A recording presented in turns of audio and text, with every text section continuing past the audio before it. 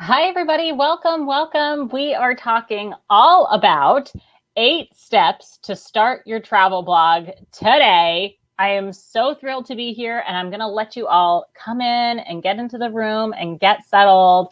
We're going to have a lot of fun. We're going to do a lot of learning and growing together. And I know that a bunch of you have been waiting for this, whether you saw this workshop over at our beginner boot camp when we did WITS online a couple of months ago, whether you missed the boat and you weren't able to catch it.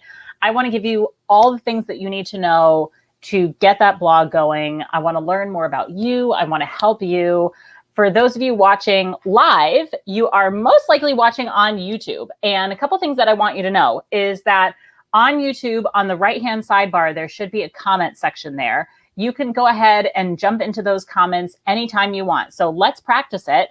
Go and put in your name and where you're coming in from, and we'll test it out. See who's over here in the chat today. So I am Beth Santos. I'm founder and CEO of Wanderful and creator of all of our fun events, the WITS Travel Creator and Brand Summit, Wanderfest, our global chapters, the Bessie Awards, all sorts of good stuff. I am here in Boston, where it is currently 86 degrees Fahrenheit, which is a cool day because we are going through a massive heat wave. It is just absolutely wild. And we are not used to having this kind of weather in early June, but here we are. And I see some comments coming in. I know I get just a little bit of a delay. So thank you everyone for doing that. Emma's in Southern Minnesota. We have Nepal represented, Kansas, Hollywood, Florida, Sue's in London, Jessica's in Toronto, but living in Ghana. Very cool. Catherine's in Rye, New Hampshire. Hey, Catherine. Jen is in Plymouth, California. Ryan's in Colorado. Suzette's in New York. Deb is in Columbus. We've got Berlin, Germany represented, Southern California, Portland, Oregon. So we truly are all over the world today. And I have to say, I know a lot of people have Zoom fatigue these days. We don't love being online all the time. So first of all, thanks for prioritizing this and making time to come and be here. I appreciate you. Also, I think it's pretty cool that we can do these events with people all around the world and be talking with each other and connecting with each other, even though we're not physically in the same room. So that is one really nice thing that has come out from all of our virtual events that we've done over the past year, is just getting to see people who are based in Ghana and Toronto and Milwaukee and Portland, Oregon and Boston here and Berlin and where everyone else is. I think that's so special. So welcome everybody. Now you all know how to use the chat.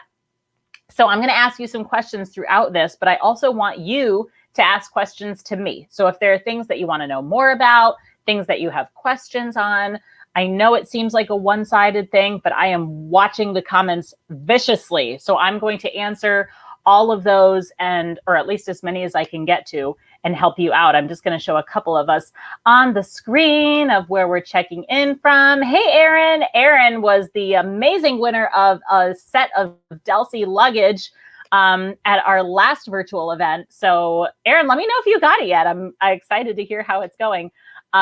Everybody else, it's great to have you all in here, whether this is your first Wanderful event, whether this is your 100th Wanderful event, whether you've been coming to these regularly, or this is just kind of something that you're testing the waters. We are going to talk all about how to get your blog started. And the reason why, let me show these slides for you.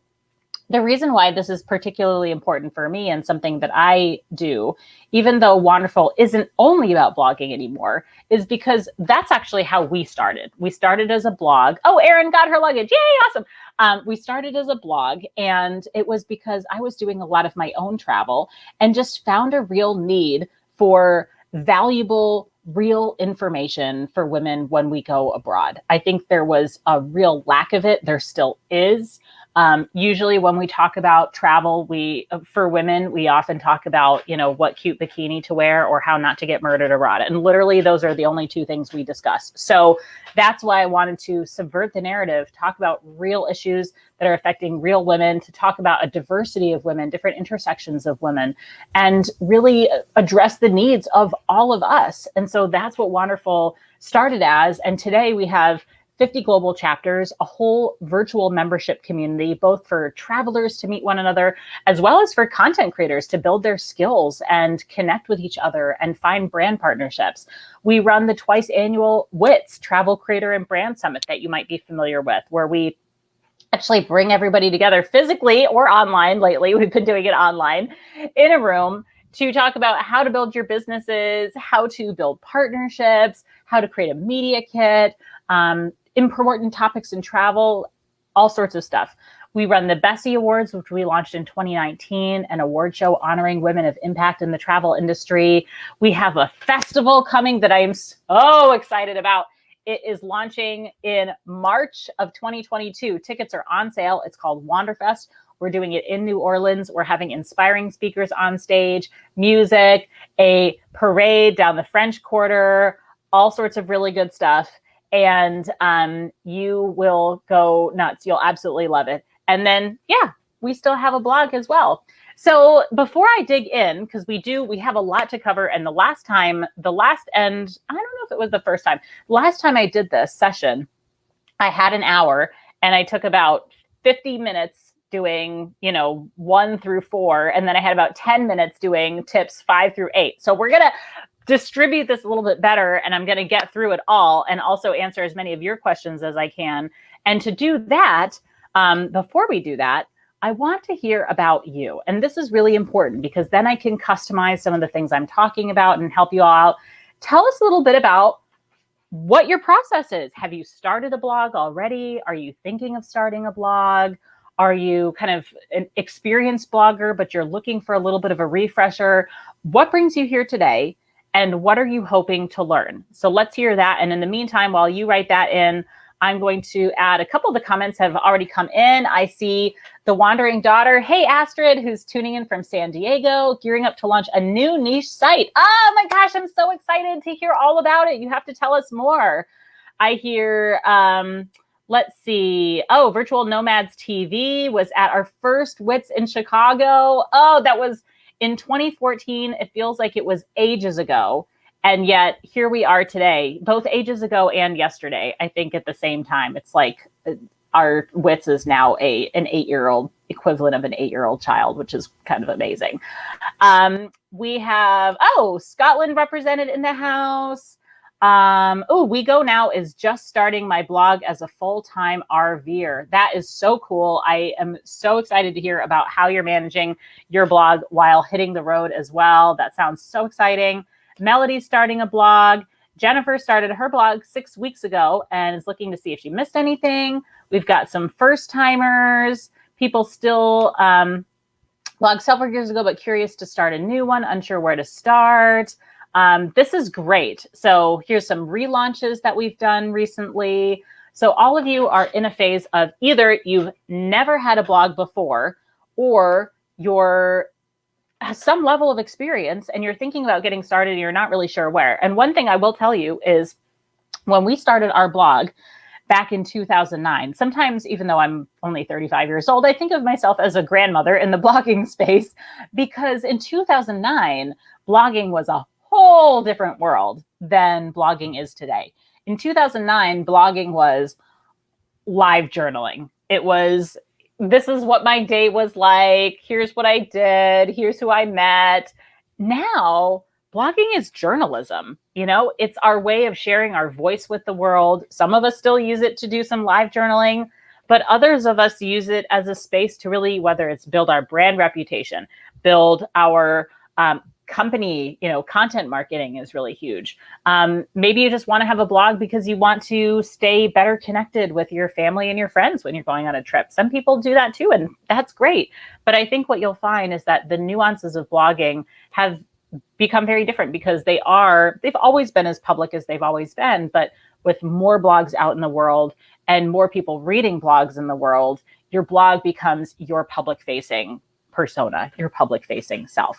So let's talk about how to actually kick it off. And the first thing that I want to tell you in lesson 1 is the most important thing. It is arguably the hardest thing. It's not easy. And that is to decide what to blog about. Okay, so some of you, maybe you already know, I have a lot of people who come up to me and they say, you know, I have an idea of maybe this, or this. How do I know where I'm going to, you know, take it, what I should focus on? So here's a couple of ways that you can think about this. First of all, what is your purpose? What do you want to go out there and do? And I'm talking about you in terms of the blog, but I'm also talking about you in terms of yourself. What keeps you up at night? What gets you to wake up in the morning? What are you really excited about? What's unique and different about you? What is, hold on. Okay. Actually, we'll do this. What inspires you? What are you good at? And then here's another good one is, so once you've started thinking about, okay, you know, what makes me different in a world of billions of people? And by the way, there are billions of people in the world, but you are unique. You have your own story. You have your own perspective. You've only done something, you know, your way. You're the only person who's seen your world your way. Now, also, if you want to start drilling this down, and Christina, her question is, if my purpose is to share info about travel as a travel agent, should I shave it down to something more specific? Okay, good question. So, and this goes into the thing I was going to say, which is why I want to bring this up. If I were giving you this session 10 years ago, I would say you can make it as broad as you want. Now, you can write whatever you want. That's the beauty of a blog. You own your blog. If you want your blog to get as much reach as possible, the best recommendation I have for you is to think of a really good niche, to think of something that people can know you for, that they can think of your blog for. And a nice way to think about how specific is my niche, you know, is it, you don't want to get too specific where people are never going to find you because it's like, you're literally the only person who cares about this topic, but you also don't want to get too broad. So think about if you can list 25 things to write about related to this topic right now, not 100, not 1,000, just 20 or 25. If you can get to that number reasonably easy without having way too many, that's a really nice way of identifying a niche that is good for you. You also want to think about what the market needs, right? What are people looking for? What are they Googling right now? What are they wanting more information about? And you might also look for what cannot be found so easily, right? If there's already floods and floods and floods of articles about 10 things to do in Paris, maybe you don't want to do a blog about top things to do in Paris, right? Because that's already being done. But maybe you do want to focus a little bit more on a type of travel within Paris. Maybe you want to go a little bit outside of Paris and focus on other areas that aren't necessarily, you know, hitting the top of the list in terms of what people are looking for right away. The reason is because even though you're not going to have the biggest market size, you're going to have the most targeted group of people. And if people are searching for you on Google, they're more likely to find you. So Christina is saying sustainability and conservation traveling. That's excellent. If you are a travel agent and you're looking to build a blog, there is no better thing for you to do than become an expert in your space. Start being, whether you are now or whether you're going to be an expert in sustainability and conservation traveling, how to travel meaningfully, how not to do it, what kinds of excursions are really good for the environment and the world. What ones should you be thinking about in a different way? You might also have a regional focus that would also help you a little bit more. And for you in particular, Christina, that might relate to the types of trips that you're planning and the locations that you're going. Then you can all funnel it through. Let's see if we have a niche. Oh, sorry, Christina, I'm not going to read your questions because you have so many good ones and I want to make sure I cover somebody else. Hoping to learn how to transform my content. Oh, okay, great, perfect. Okay, Christina, we'll come back to you. If we have a niche blog, how do we reflect that niche in our personal Instagram and other social media accounts? How do we have to, do we have to reflect that niche? Got it.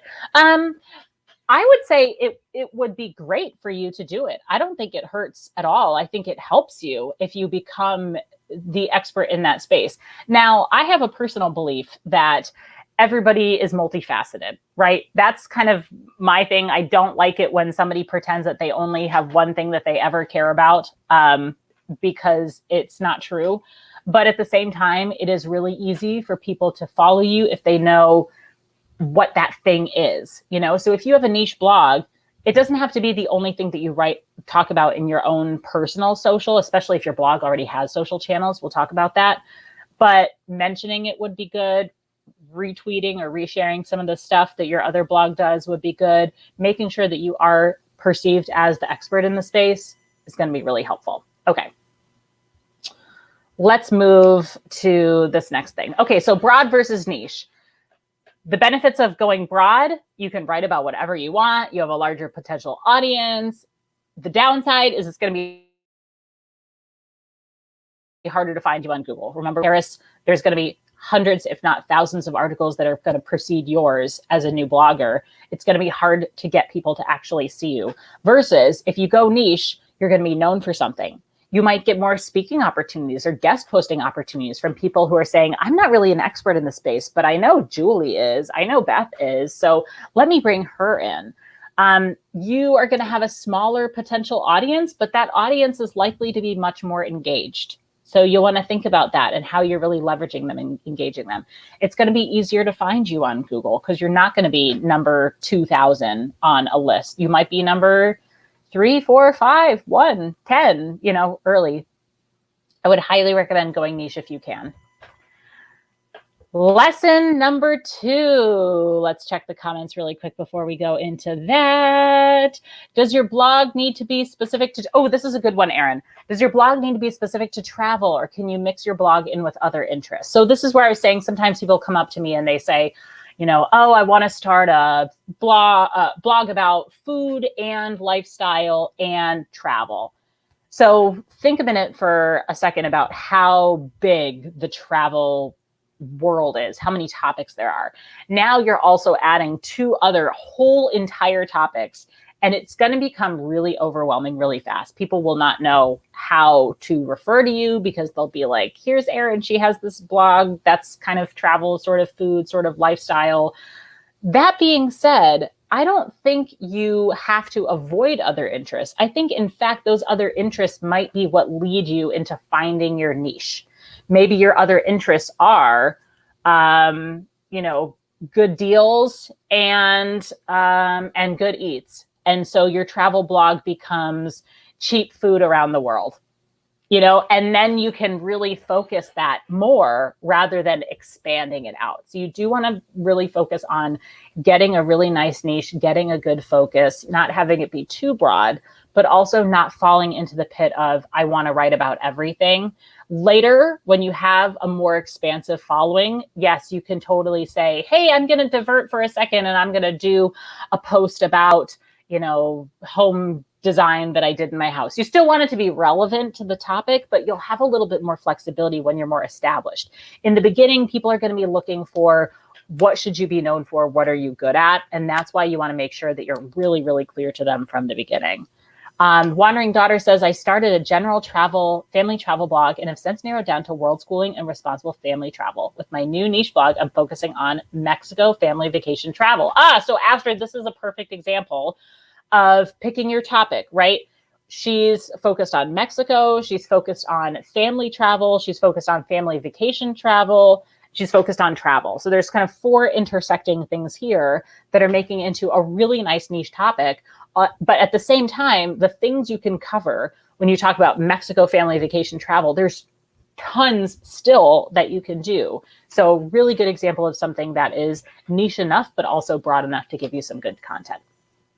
Okay, so once you've figured out what your blog is going to be called, the second thing you need to do is decide what to name it. Now, if you already know the topic, that was going to help you to inform this, but figuring out that next step of what the title will be, what the name will be, it can be tricky. So here's a couple ideas.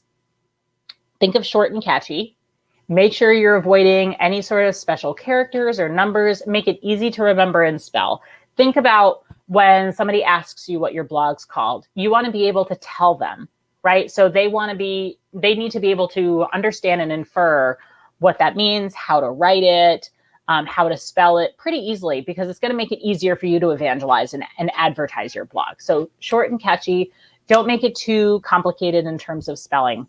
Make it easy to remember. Here's a couple of really fun ones that I like. Mommy Poppins.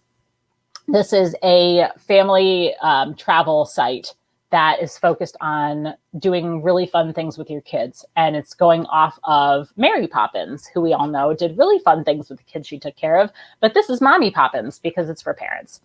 The Travel Curve, I love this one. This is a one of the members of our Wanderful community created this blog, and it's all about travel for curvy women. And it's got a really nice sound to it, and it's really easy. And then, of course, there are blogs like The Points Guy. We've all heard of The Points Guy before. This one tends to skew a little bit more broad. So you want to be careful now when you're looking for titles, if that might already have been covered. You definitely still you don't want to like replicate somebody else's name, because now you're having to compete with a really similar other name. But if you want to brand yourself as the expert in something, that might be a really great way to do it. All of these things, see, we're keeping to 2 words, 3 words, maybe even 1 word.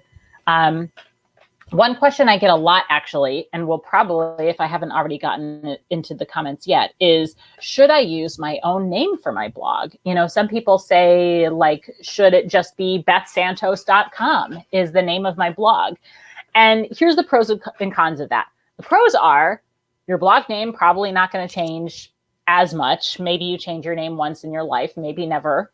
And so it's, you know, likely to stay what it is. It's straightforward. It's really good for PR, right? People only have to remember your name. They don't have to remember the blog too. So it's just one thing to remember.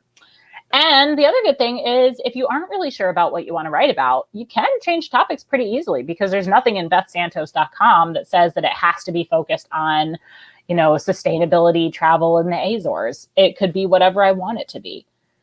But there are some cons. If your name does change, it could be confusing. If your name is hard to spell for others, it could be hard to find.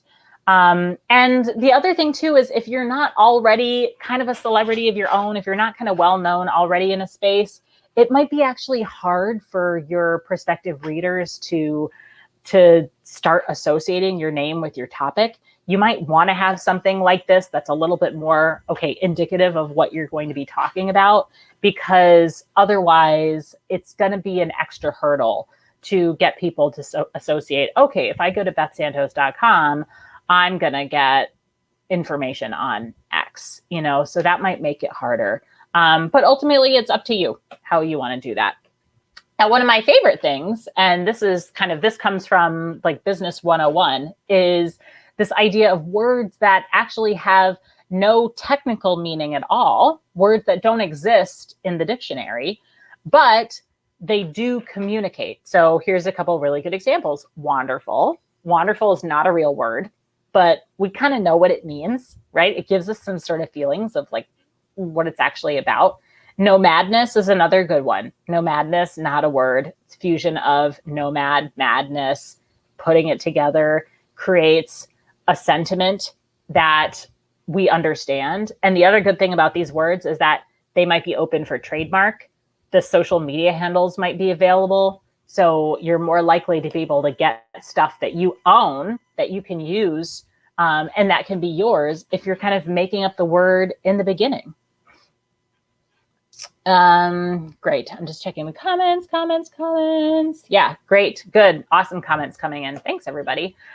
All right. Speaking of social media handles, you want to make sure that your name is available. That's the other really important thing.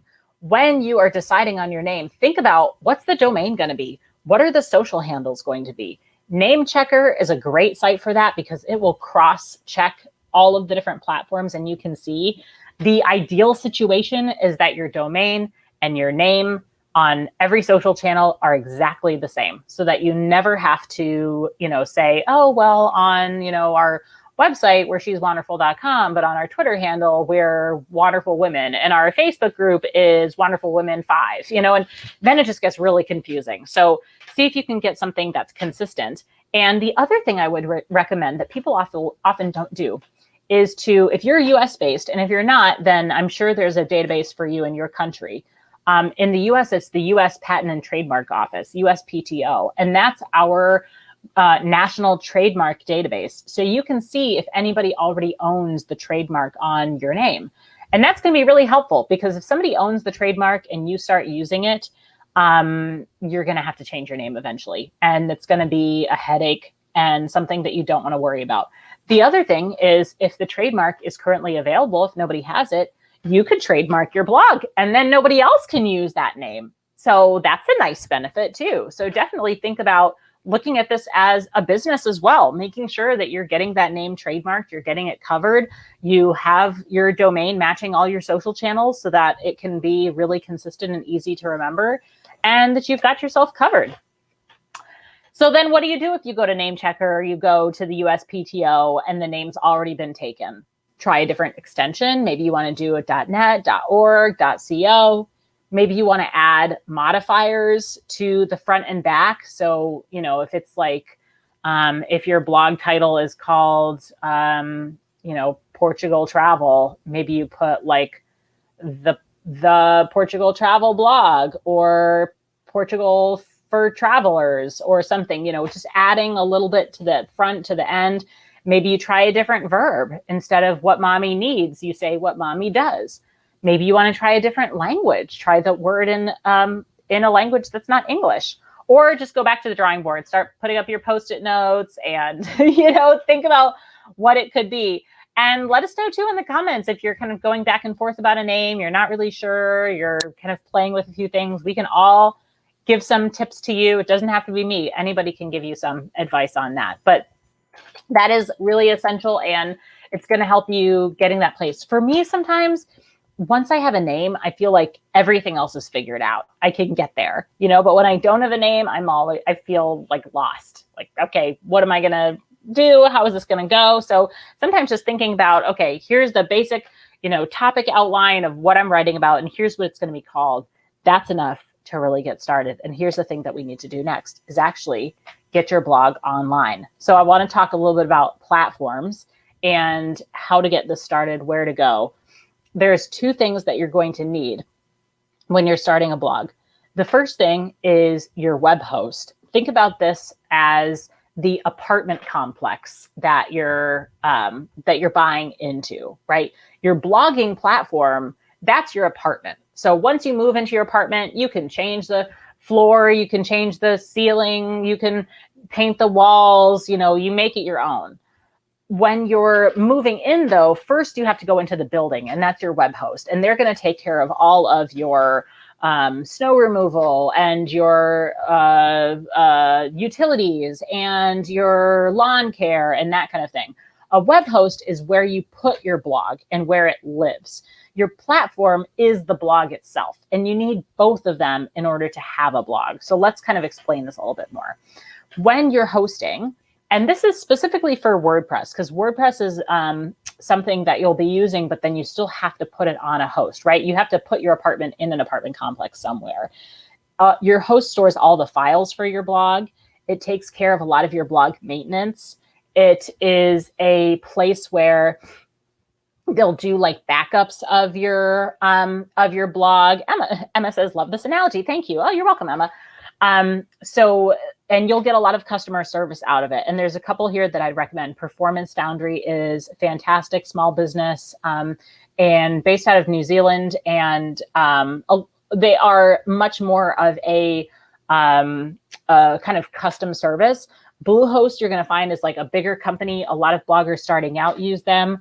We are hosted on SiteGround. They have excellent customer service, and we really love that. And they're really reasonably priced. So do a little bit of research, find out what works best for you.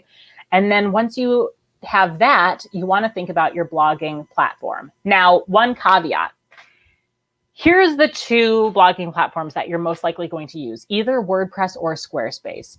If you sign up for a Squarespace blog, you actually don't have to do that whole beginning section of getting a web host, because Squarespace will both host your blog and be your blog. So you lucked out, you don't have to do that.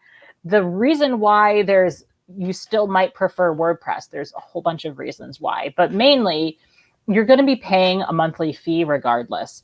For WordPress, WordPress is free, but the hosting you pay for. For Squarespace, you pay one thing, and that's going to take care of your hosting and your blog. Question about Tumblr. Tumblr is fine if you're looking for something a little bit smaller and shorter. I do not see a lot of Tumblr blogs out there nowadays, honestly. If you want to build up your SEO, I'm not sure how much I'm seeing in terms of search results. And SEO is search engine optimization, which means Google finding you, essentially. So if you want Google to find you, a Tumblr blog, it's probably not going to be the place to go.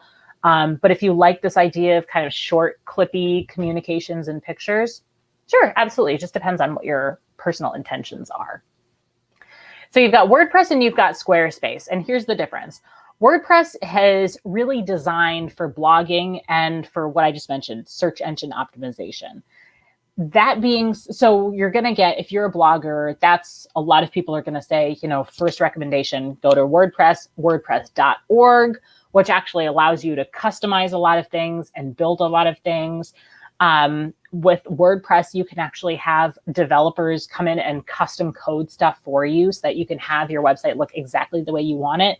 You do need a separate web host. And I will tell you, the back end is a bit of a steeper learning curve. So you're going to have to learn how to use WordPress. It's not as intuitive as some of the things out there, versus you've got Squarespace, which is super intuitive, really focused on design and beautiful layout, kind of clicking and dragging layout.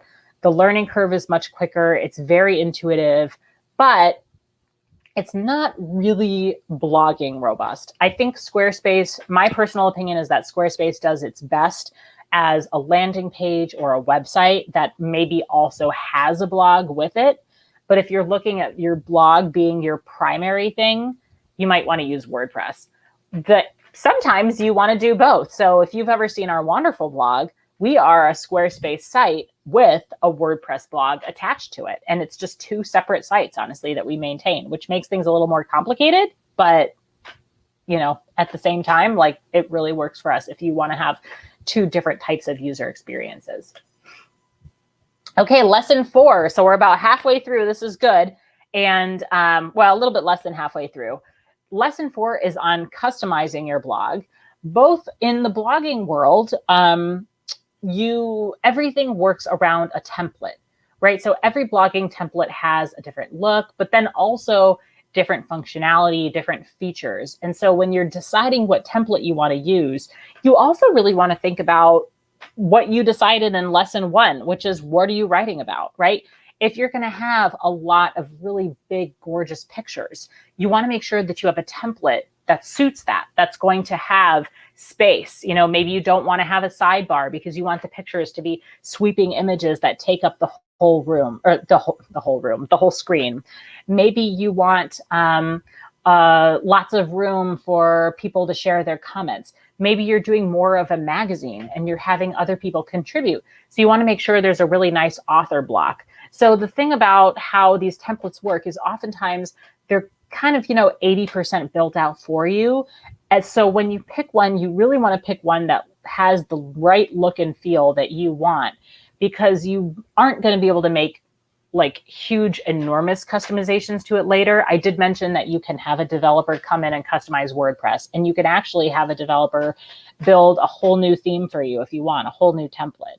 Squarespace is going to be a little bit harder to do, so you kind of take what you get. And I'm seeing some really good comments coming in. From Virtual Nomads TV is saying, I have Squarespace for my education business. It's great for booking business, but it sucks for blogging. So, we see that there's a little bit of a difference. Suze is saying that WordPress is where Suze got stuck. For some reason, everything's really jumbled. It can be tricky getting through WordPress, especially if you're pretty new to it. That's why I would definitely recommend checking out a tutorial. A lot of times when you download a template, or what we call a theme, there is actually a whole README file of exactly how to install this theme. And the more themes you install, the more you'll see how they're slightly different from each other, but you'll also learn like where to look. And that is the downside to Squarespace, where because it's all Squarespace making pretty much everything, it's all going to follow roughly the same format. So again, just two different things to play with.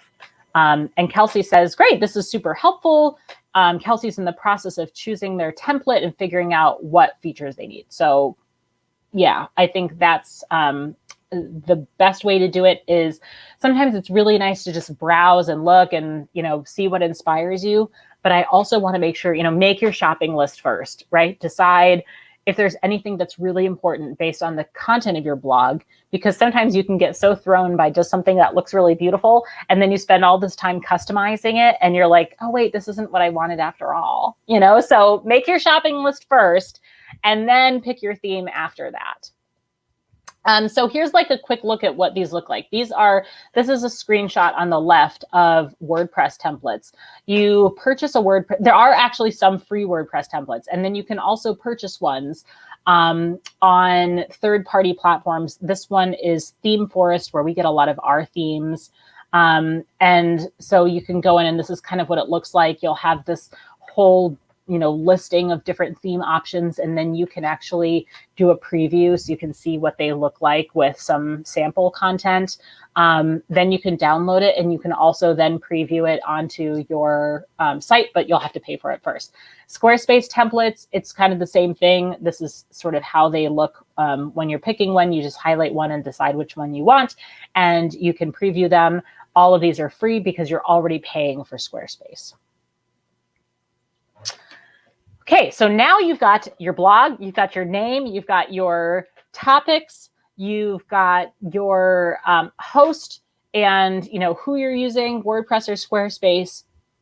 Here's a couple other things that'll be really helpful to you if you are really beginning level here. Static versus dynamic pages. This is where, this is kind of how blogs are divided. So you're gonna have either static pages, which are pages that don't move. They're informational pages about you and your blog. It might be an about page, a contact page, a how to collaborate with me page where you put your media kit.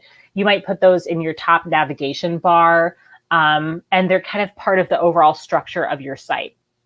Dynamic pages are your blog posts, and these are things that are going to constantly shift. The more blog posts you publish, the older ones are going to get pushed down and the newer ones are going to rise. So since you're always writing new things, dynamic pages are a way to really organize chronologically so that your readers can see what's coming in.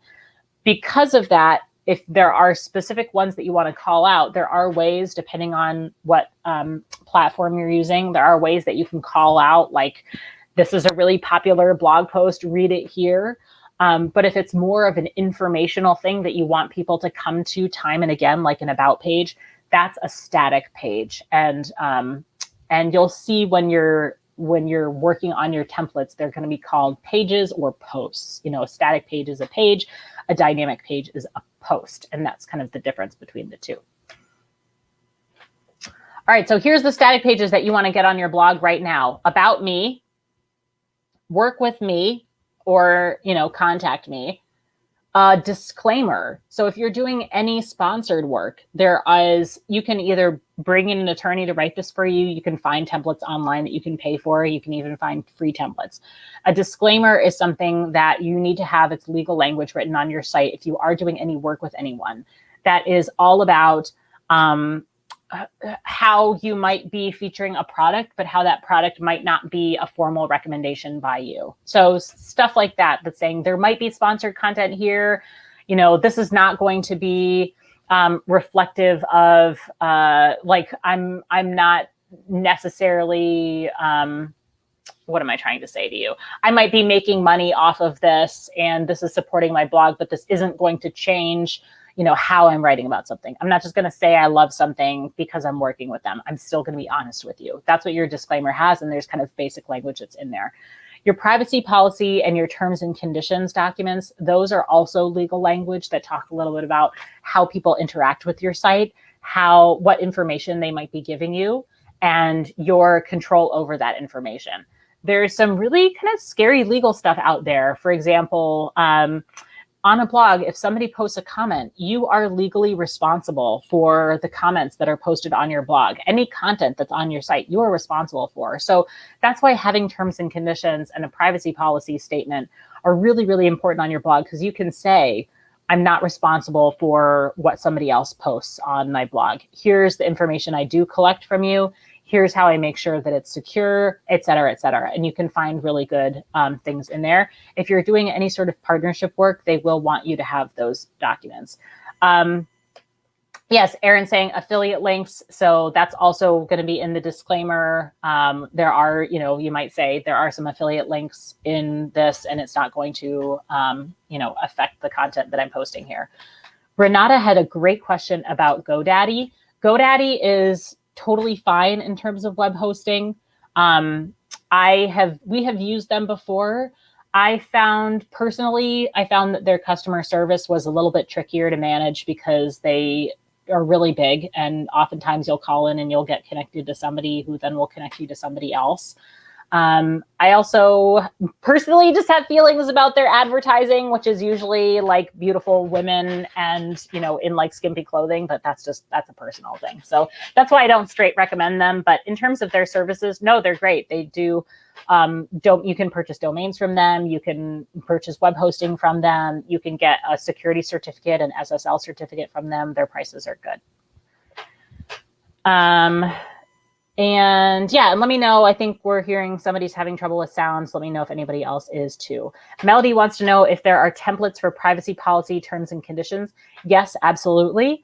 The other thing that you might do if you're in a place of really wanting to, you're kind of low on budget. This is kind of like this is the startup guide to getting a terms and conditions. You can look at some other websites' terms and conditions, and that can be a nice starter. A lot of them are really similar. You might still want to have an attorney take a look at it, but then you can have something drafted out. But yes, you can also find templates to customize. I think that's a really good short-term solution.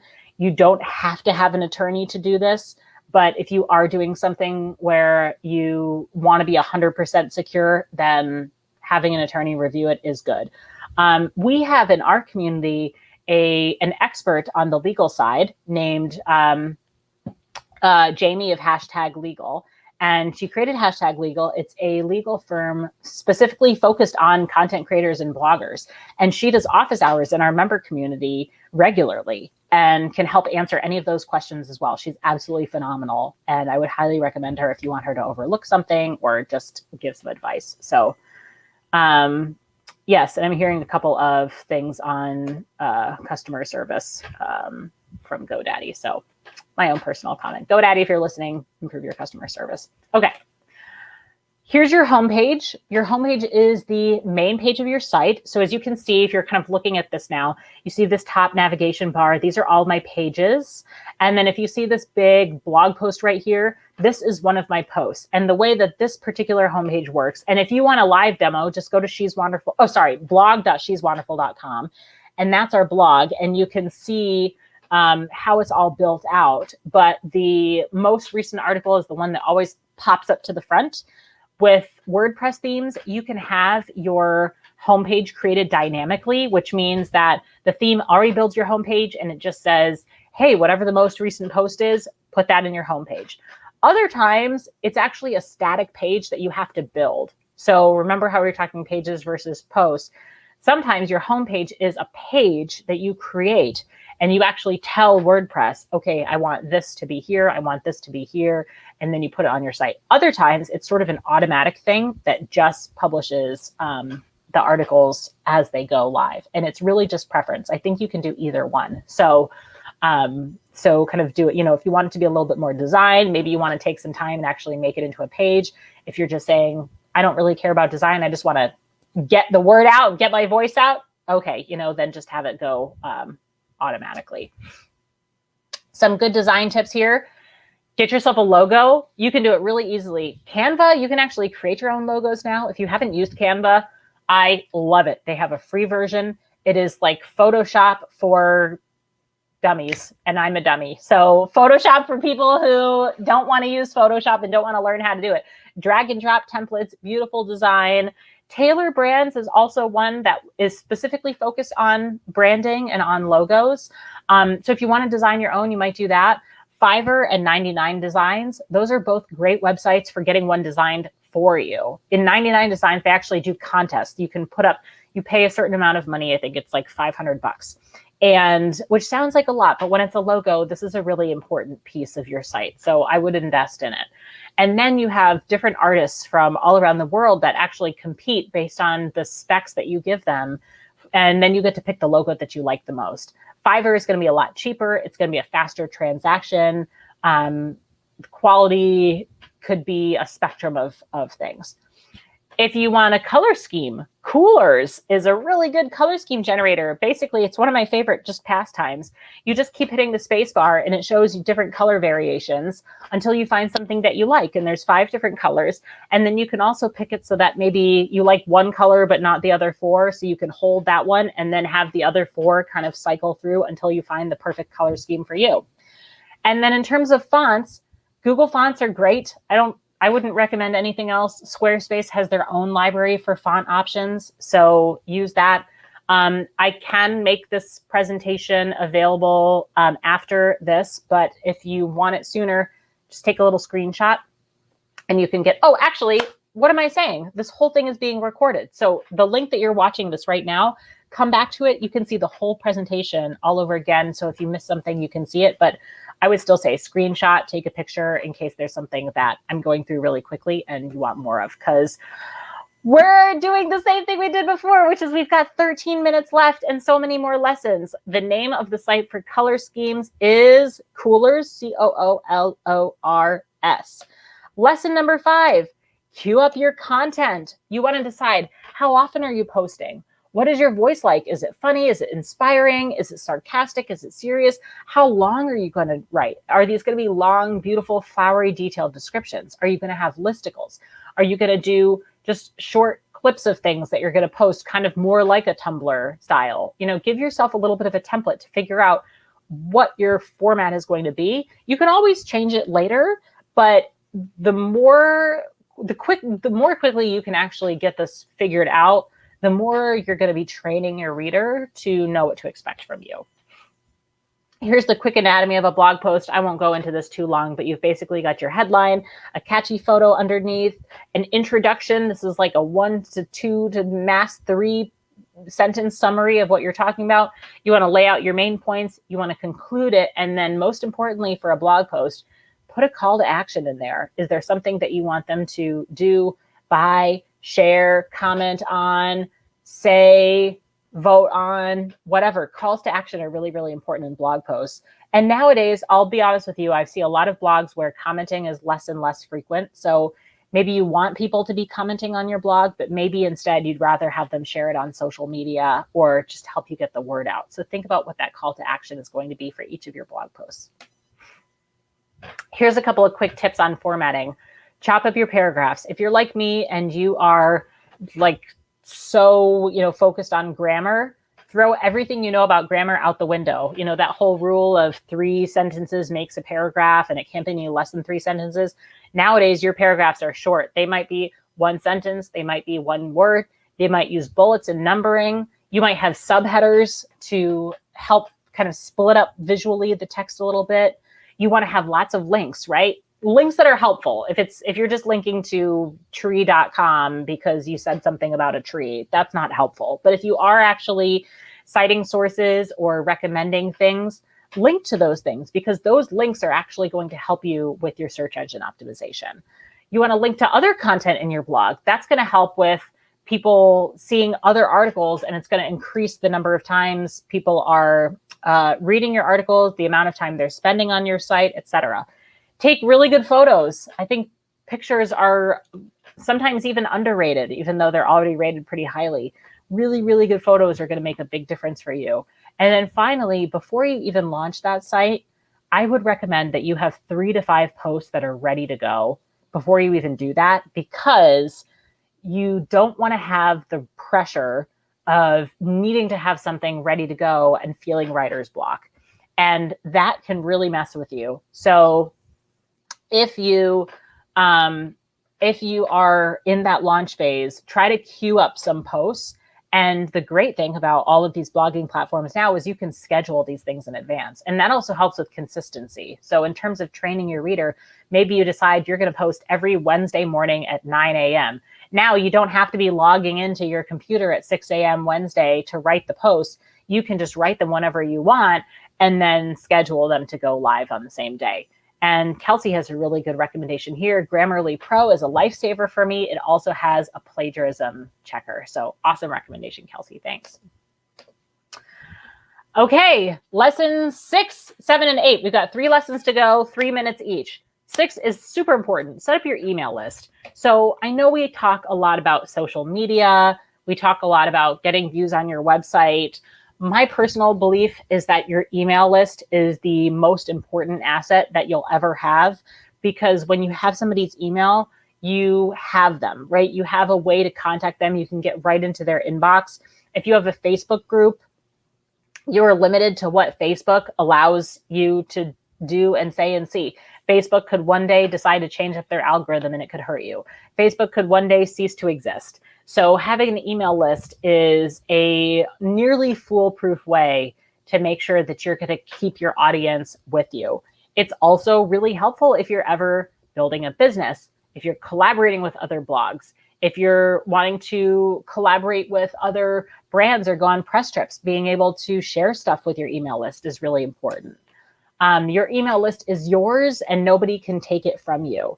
So, and then just like your blog, you want to have an email strategy, right? Think about the frequency of how often you're sending that email out, what your voice is, how long the emails are.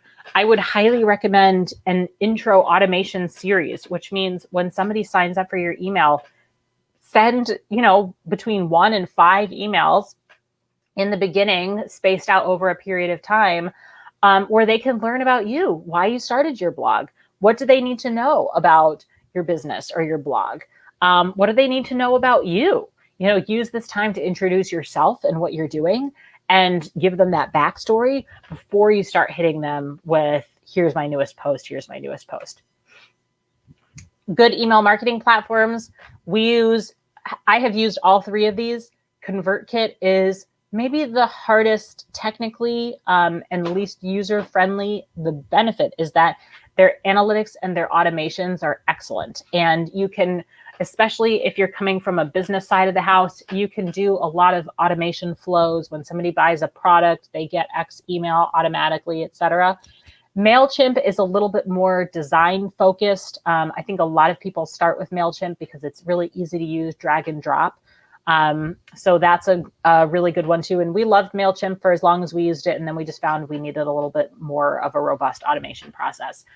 Flowdesk, I cannot recommend enough. It is a woman-owned business. They are new.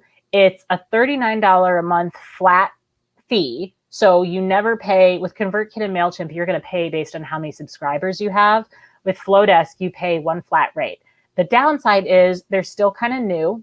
So they don't have, as robust options as MailChimp and ConvertKit, but they do have really beautiful design. So if you don't feel like you need super, super fancy functionality and you just want really nice design and you want to support a woman-owned business, I would highly recommend you go to Flowdesk.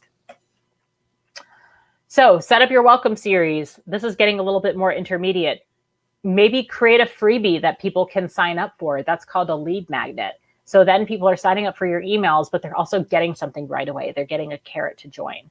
And also make sure that when you have your little subscribe button on your site, that there are multiple places where people can sign up for your newsletter, because they need to see it in your navigation bar, in your sidebar, in your text, maybe 3 places at any given time so that they're not missing you. Pop-up window still works.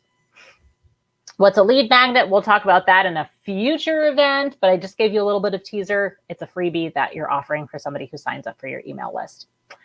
Lesson 7, promote, promote, promote. So you can write a blog till the end of days, but if you don't get people reading it, it's like if a tree falls in a forest and no one's there to hear, right? So you do have to do some promotion. Here's 5 ways to do it. Number 1, just tell your friends, right? Oh, Jennifer said MailerLite. MailerLite is also a good email one. Sorry, I just saw that. Okay, great. Yep, that is also a really good option.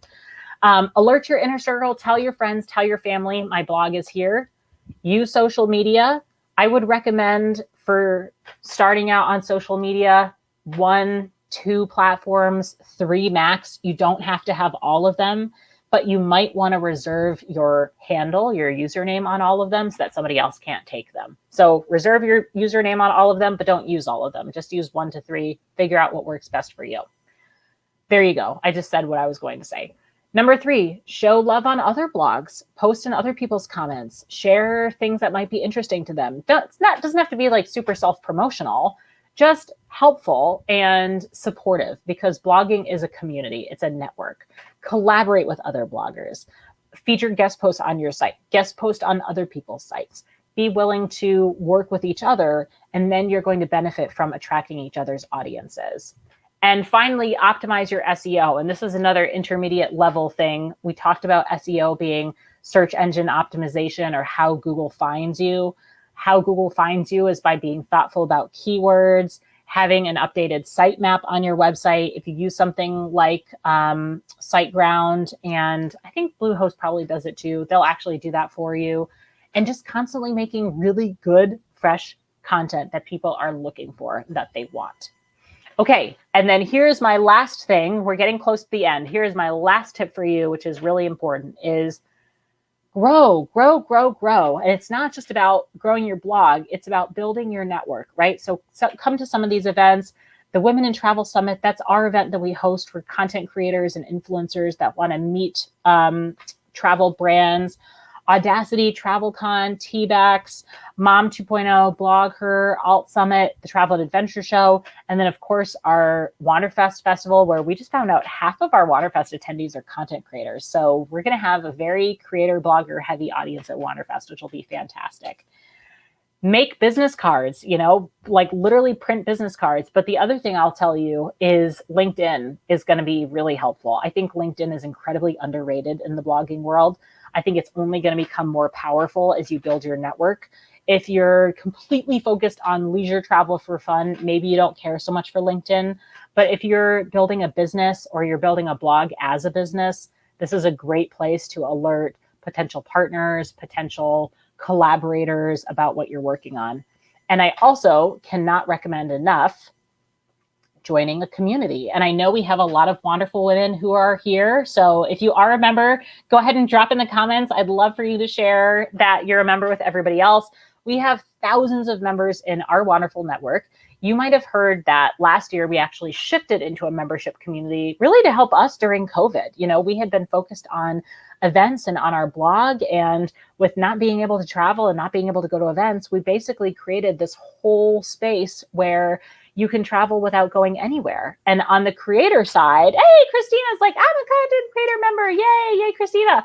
On the creator side, you get all sorts of business benefits too. We have private webinars. We have exclusive brand project invitations. You can promote your content to our travel audience. We have deals and discounts. I will tease the fact that we're about to launch an app, actually, that you all are going to go crazy for. It's going to help you build your brand collaborations even more. I mentioned that we have coaches like Jamie who can help you with your legal and other things. Oh my God, so many good members here. Welcome. Thank you, guys. And it is a steal. You're literally getting thousands of dollars worth of content for $169 a year, $15 a month. So really, really reasonable investment to invest in yourself, invest in your business. And you get the whole travel side as well, which is access to all of our chapter events. You get access to all of our virtual travel events. We do virtual events 3 times a week on the travel side, 3 times a week on the creator side. And I'm going to tell you this because I know we're getting to the end. We actually have a special because a lot of you who are watching this, wait, where is the special? Go back. Okay, I'm going to give it to you over because I must have deleted the slide. I'm going to give it to you over the chat. The special is FTB21 at sheswanderful.com/join. And that's going to give you 30% off. I'm going to put it on the screen too. 30% off your membership. For both the traveler side and the creator, actually, I think, yeah, and the creator side for an annual membership, you get 30% off today. Just go to sheswanderful.com/join, put in FTB21. The reason for this code is because if you're part of the female travel bloggers, your blog, your business community, you probably saw that we just recently brought you all into the family. So as of earlier this month or last month in May, we brought on 7,000 more content creators and influencers into our network. And now we want to bring you into the Wanderful community. So that's the code FTB21 at sheswanderful.com/join. You're going to get 30% off your annual membership, which is a steal. You're already, I'm seriously, honestly getting like thousands and thousands of dollars in benefits a year, but we wanted to keep this really reasonable. And the other thing that's really nice is that, and you might have seen our info about our scholarship program, we actually offer a free membership to somebody. Every membership that you purchase buys membership for another person. So it's a really awesome way of supporting women who cannot afford membership. We have a whole scholarship program that they can apply for and be accepted for. So definitely it's like women supporting women, you know, might as well. So come on board. I'm excited to see all these good comments coming through. If you have questions, let me know. But that is our 8 steps. So not too bad of a place. My last 8.5 step is just have fun, because this really is, it's so important to have a good time, to give yourself a chance to enjoy this, to find things that really inspire you and to let those things fuel you. So enjoy your time. Come check us out in the community. Check out this recording again. If you need it, you can find it right at this link. And if you need me for anything, you can find me at Maximum Beth or Wanderful at She's Wanderful. So everybody, thank you so much for being here. It's been so good to see you all. Have a wonderful rest of your week. We'll see you in the member portal. And stay tuned. We have another event for the female travel bloggers and Wanderful community happening later this month with Charisma. She's going to talk all about how to actually make money with your blog, which is such a great step too. And she'll give you all sorts of really good tips. Thanks, everybody. Have a great rest of your day, and we'll see you later. Bye for now.